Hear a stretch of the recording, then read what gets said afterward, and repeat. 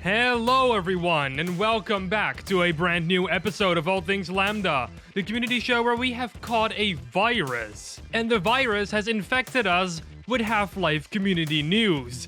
How exciting! It's so exciting, we better get started. LambdaGeneration. Oh my god, we're getting close to the end of Black Mesa's incredibly long development period. Yes, you heard that right. Crowbar Collective has just announced their plans for the 1.0 release of Black Mesa, launching the game out of early access. So, what's going to be new in the official 1.0 release of the game? Well, the Hiku Marine AI has been completely overhauled. They will now do things they weren't able to do yet, or efficiently, like laying suppressing fire, working as a team more, and flanking the player. Some maps have even been redesigned to make the pace more consistent and to improve the combat with enemies. They also upped the graphics on some maps to be more in line with how graphically impressive Zen is. Now, development on Black Mesa will not stop at 1.0.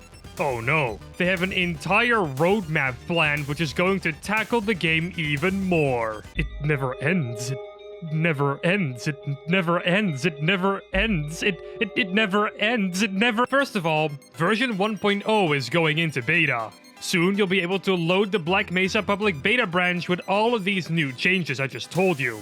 Secondly, they're already planning on a version 1.5 release. This release is what they're jokingly calling the Definitive Edition.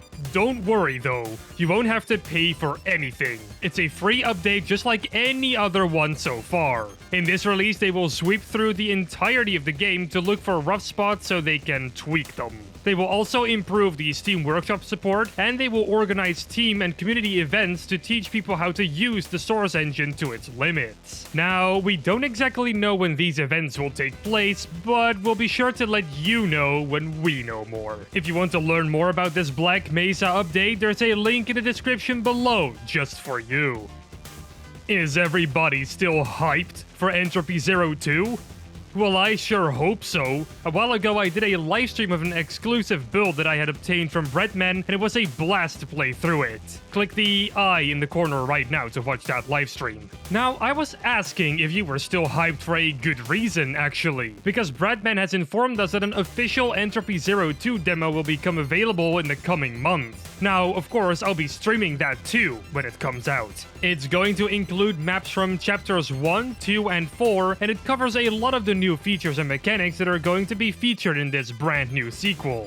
It's also worth noting that Breadman has told me that the mod is absolutely huge already. He says that a person on his team took about the same time as it takes to complete the first Entropy Zero to complete the first 3 chapters of Entropy Zero 2.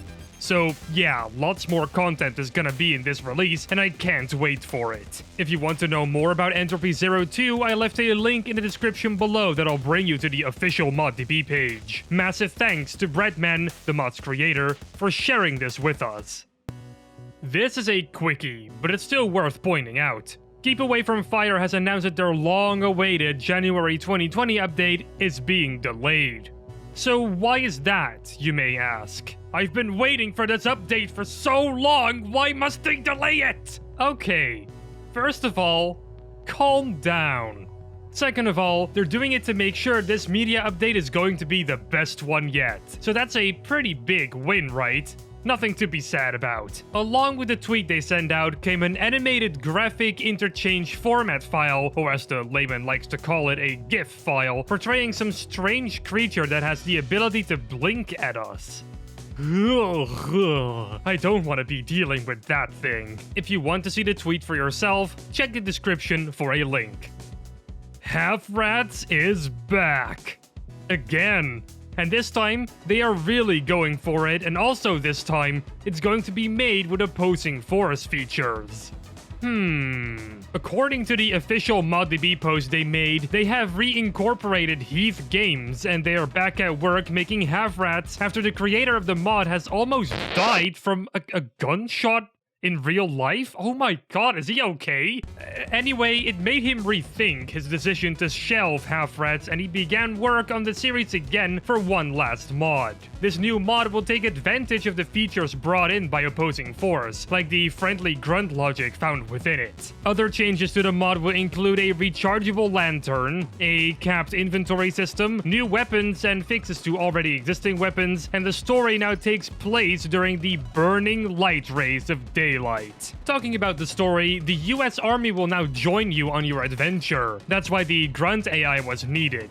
Sometimes they'll actually be useful to you, and other times they really won't and you would need to help them. Now, if you want to read up on this mod yourself, and there is some stuff still in the news post I didn't discuss, go and read it all for yourself on the official ModDB page. It's linked down below. Seriously, is this guy alright? I mean, surviving a gunshot isn't all elf dust and magic or anything. Jeez. Now, let's talk about a Portal 2 mod. We don't do that often, so let me take you to Portal 2 modding land for a minute. Desolation, a Portal 2 mod that follows the adventure of a woman awaking to a weird voice inside some 1960s relaxation chamber. As she gets thrown into the depths of the facility, she needs to survive some severe injuries and hopefully live another day. Desolation is probably one of the most impressive Portal 2 mods that I have seen to date, and the maps that are already made for it look absolutely beautiful. I mean, just look at the lighting and the detail in some of these screenshots. It's insane. Now, they have quite recently released a brand new media update too, detailing the work they have done in 2019.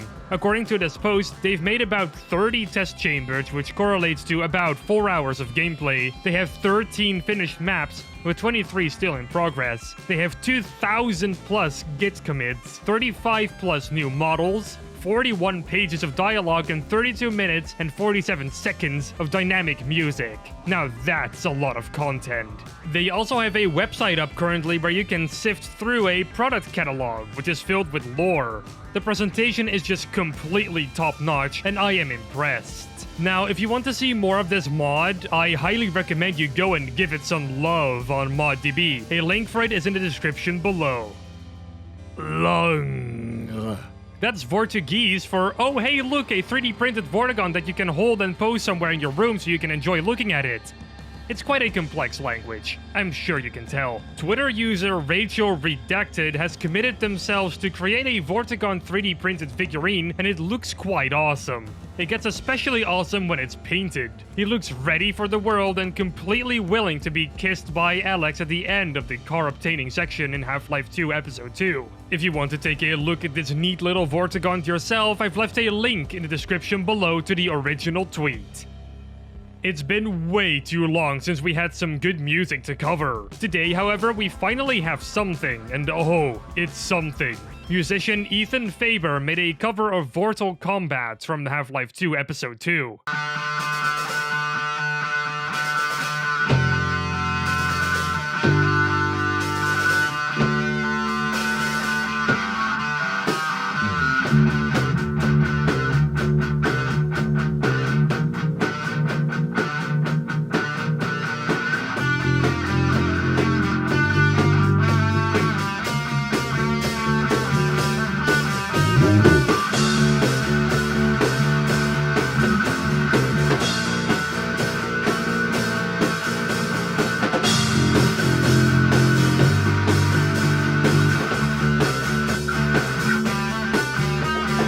Now, the sound quality might not be the best, but he sure does a fantastic job covering this iconic piece of the Half-Life 2 soundtrack. If you haven't checked him out yet, there's a link in the description below so you can give him some love. Giving love is definitely a nice thing to do, isn't it? You know what you should give some love, though? Our social media pages, of course, they're linked down below in the description. Don't forget to join us on Discord too, there we can continue the conversation. Oh, and don't forget to follow me on Twitter too. It's @FarLumi, and I tweet pretty interesting things sometimes. Oh, and subscribe to my YouTube channel too, it's called Glorious Rigby, and I recently uploaded a brand new video which I think you should watch. So go and do that right now. And with that, I'm going to end episode 78 of All Things Lambda. We'll be back next week, but in the meantime, don't forget to subscribe and to ring that bell icon to never miss another episode. Salutations, and take care.